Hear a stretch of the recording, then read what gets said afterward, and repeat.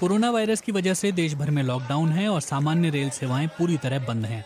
लेकिन इस बीच तेलंगाना से झारखंड के बीच एक विशेष रेलगाड़ी चलाई गई।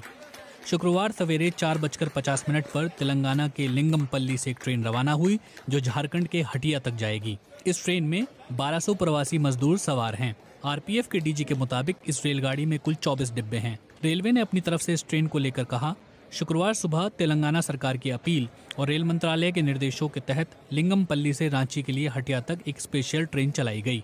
इसके लिए सभी तरह की जरूरी सावधानियां बरती गईं, जैसे यात्रियों की पहले स्क्रीनिंग की गई, स्टेशन और ट्रेन पर सोशल डिस्टेंसिंग का ख्याल रखा गया। इस तरह की ये पहली स्पेशल ट्रेन है और आगे इस तरह की ट्रेन चलाने की योजना रेल मंत्रालय के निर्देशों के आधार पर ही बनाई जाएगी। साथ ही जहां से ट्रेन निकलेगी और जहां पहुंचेगी उन राज्यों की अपील पर भी ये निर्भर करेगा।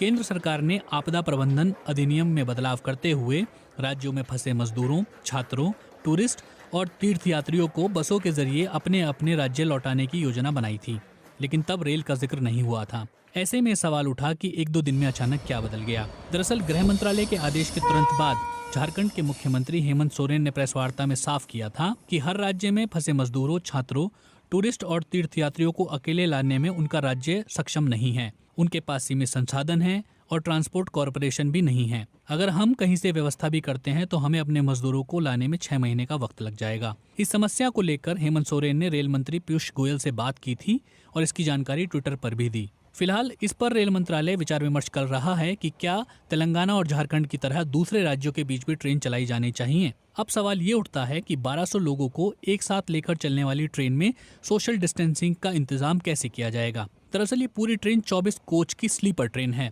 वैसे हर कोच में 72 लोगों के बैठने की व्यवस्था होती है, लेकिन इस स्पेशल ट्रेन में एक कोच में सिर्फ 50 लोगों को बैठाकर ले जाया जा रहा है। ट्रेन की शुरुआती तस्वीरें समाचार एजेंसी ANI ने भेजी हैं, जिसके मुताबिक ट्रेन के डिब्बों में मिडल बर्थ नहीं है।